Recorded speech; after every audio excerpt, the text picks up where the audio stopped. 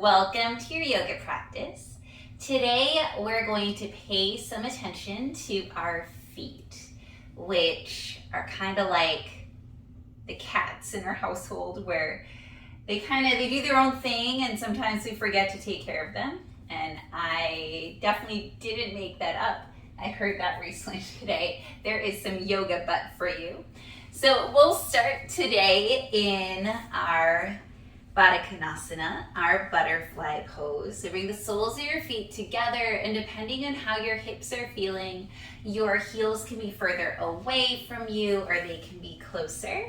And we're going to interlace fingers with toes. And we'll do right hand with left foot, left hand with right foot. So as much as you can, and put a finger in between each of your toes, pinky finger in between the little and the next toe works the best. I just found out.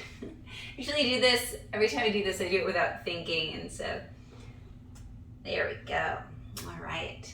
And then from there, just give your foot a squeeze. You can stay upright, or if you'd like to come forward any amount, hello Violet, then you can. And so first, making that connection with your feet by holding onto them, by making that space in between your toes, taking that time to really connect with yourself. And it's almost like you're closing the circuit of all the energy because you're connecting your hands with your feet. When you're ready, come up, give your feet a final squeeze, and then release. Now we're going to come into a pose called broken toe pose. So coming up to hands and knees, tuck the toes under, bring your knees together, bring your feet together, and then start sitting back on your heels. And we want our toes to be tucked under, even that little pinky toe. So go ahead and bring that pinky toe underneath as well. Your hands might want to be forward, or you can start walking them back. Eventually, you'll sit on your heels, and it feels like you're breaking your toes.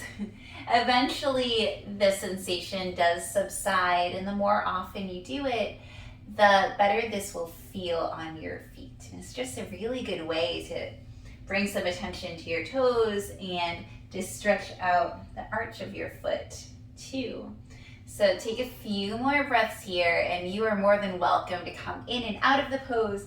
You don't have to stay directly on your feet the whole time, and you can be leaning forward. That lessens the sensation a lot. And so just spending some time with our feet. And I didn't say this before, but you will need blocks. One block should be fine. Also, 2 blankets or 2 towels will be good to have as well. So when I introduce what we're doing with those things, if you don't have them nearby, you can always pause the video and then go get them and set up. You can also try what we're doing without the props. And you can have some other props too. Books work, water bottles. All right, let's come out from your toes. I'm gonna hit the tops of your feet against the mat, and then come to sit on your feet. So you're sitting on your heels, and then now we're going to stretch out the front part of our feet. So start to tilt back, lifting up your knees any amount, and then you can stay with your hands planted on the floor, or if you feel stable, you can bring your hands to your heart, and you're really stretching this area right in front of your feet. Oh, and stretching out your ankles. Be very, very careful as you do this. It's a lot. And then come forward, and again, tap your feet out on the mat. You might feel some heat, some warmth there. I definitely do. All right. So now we are going to use our block.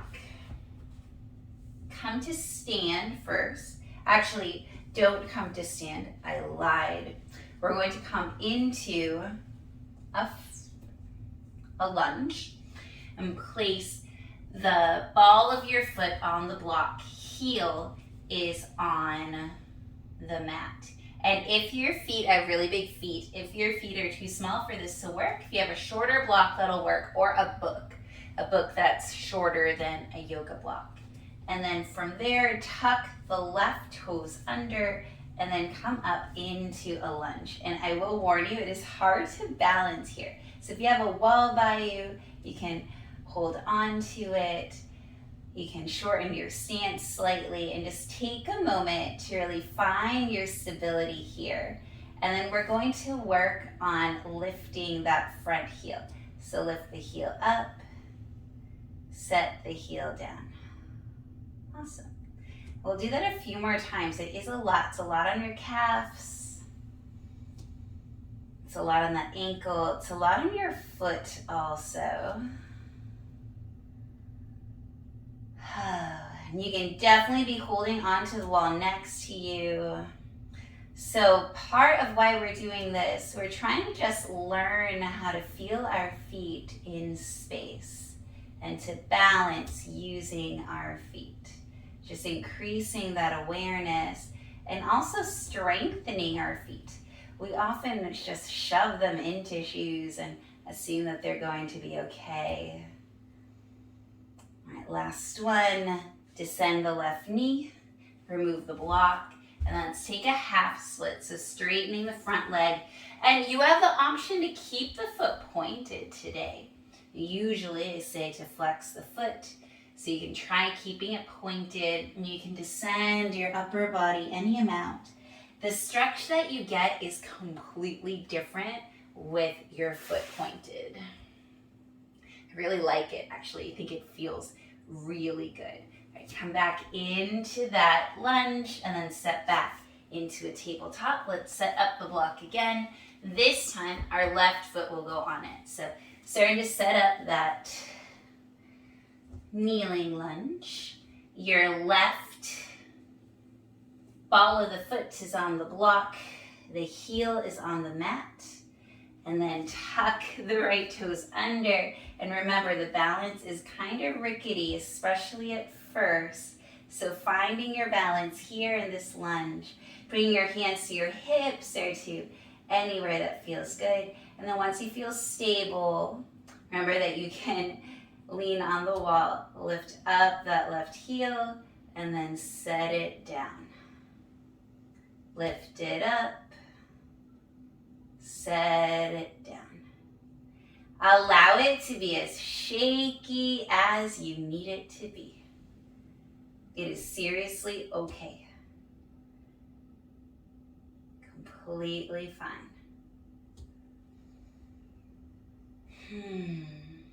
You're doing great. Few more. Doing so good. All right, last one, up and then down. Descend the right knee, remove the block, and then come into your version of your half split. So either flexing that left foot or keeping the foot pointed.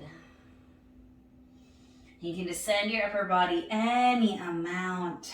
With your foot pointed, you just feel so much more in the front part of your leg along your shin. Really like the way that feels. I think it feels really good. So good. All right. Bend that front knee and then come back into your tabletop. Tuck your toes under and send your hips up and back. I'm going to downward facing dog here. Stay here for a few breaths and pedal out the knees if you want.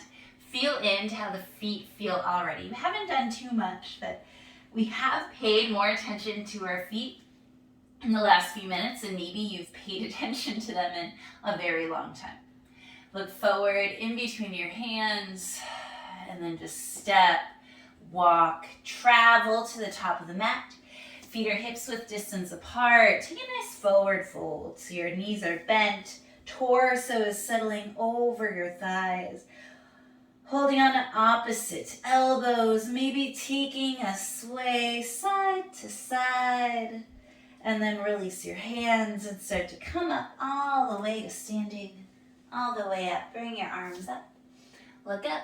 And exhale, hands come to your heart. Okay, this is where we will use the blankets or the towels. So have your blanket or towel folded so that your entire foot can fit on it. Now, I have big feet, so I have to have a pretty wide fold. Your options are 1 blanket or towel or 2. I am going to use 2. The more you put, the more unstable it is. Place both feet on the blanket, and I might now be out of range, but your focus is on my lower body, on my feet. Cool. All right, so stepping on your right foot, bring your left leg into tree pose. So to do that, externally rotate the left leg. Here, I will face the other way so that you can see me. I'm not mirroring you today. So right foot is down, externally rotating the left foot and taking that left foot into tree pose. And from here, finding your balance. It's a little harder with your foot on the blanket. There's at the same time, there's more to grip on and also less. So you can grip onto the blanket, but there's so much give that it's a very unstable gripping. You can have your hands at your heart. You can also set your hands at your hips and actually put them on your hips. Because now we'll take that right knee in front of us and we are going to try to keep our hips level as we send the left leg back and tilt forward, keeping your hips level. Flex that left foot. You can also point it, just pick something to do with it. And you do not have to come parallel to the floor. Trying to keep those hips squared, feeling all the dancing that's happening in the right foot. Awesome, and then come back to standing. We'll do the other leg. So left foot plants, externally rotating the right leg, and then taking that right foot into your tree pose. So you might be wondering what this has to do with foot health, balance. Feet help us with balance, they help us with grounding. And so adding another layer, something else to make the balance more rickety, more unstable, just allows us to really tap into the muscles of our feet, of our ankles, so that we can focus on our balance. Bring your hands to your hips. Catch your balance if you need to. If you fall, just get right back up. Bring your right knee to your chest and then start sending that right leg back, tilting forward like one long plank, so we don't want to kind of bubble forward or slouch forward. I want it to be a long line. And just tipping forward any amount. We do not need to come parallel to the floor. There's a lot on our left leg, a lot on our left foot. You're doing great. And come back, plant that right foot on the blanket, and then go ahead and step off of the blanket. And you're going to notice right away how stable it is. Okay, we have one more to strengthen our feet. So come into a chair pose with your feet hips width distance apart. Have your hands at your heart. Okay, so our goal here is to keep our hips steady. So actually bring your hands to your hips. Our hips will actually try to stay at the same height the whole time. It's gonna be very easy to go up and down as we do this. Okay, so trying to keep our hips down at the same height. Lift up the right heel, set it down. Lift up the left heel, set it down. Right heel, left heel. Okay, so keep with that or try to change midair. And this is where it is so easy to lift up your hips. So trying to do this without bringing your hips up and down. And this is a lot on your feet, on your ankles, and you'll feel it on your glutes too. And the more you're able to really strengthen those feet and those ankles, the more your glutes and your lower back and everything else kind of fall into place, and they won't be as aggravated because they won't be taking up the slack. They'll simply be naturally engaged. So a few more. 6 a lot. Come back into your chair pose, straighten your legs. Oh, it's a lot. All right, inhale, reach your arms up. We'll take one vinyasa. Tall mountain pose. Exhale, forward fold, hinging at those hips all the way down. Strong legs. Inhale, halfway lift. Straighten the spine. Fingertips are on your shins, looking forward. Exhale, plant your hands down, stepping back, high plank to low plank or floor. Inhale, upward facing dog or cobra, being sure to untuck those toes. And then exhale, roll over the toes into your downward facing dog, feeling your feet now. After all of that yummy goodness we just did. Bring your knees out wide, toes to touch. Find a child's pose. You can either bring your forehead to the mat or rest an ear on the mat. I love to rest an ear on the mat. And crawl your hands up, coming up into a seat. All right. So that is our little flow, our pause to take care of our feet. Please like, share, subscribe, leave a message or a comment below. Thank you so much for practicing with me today. I hope that you have the most beautiful day. Bye.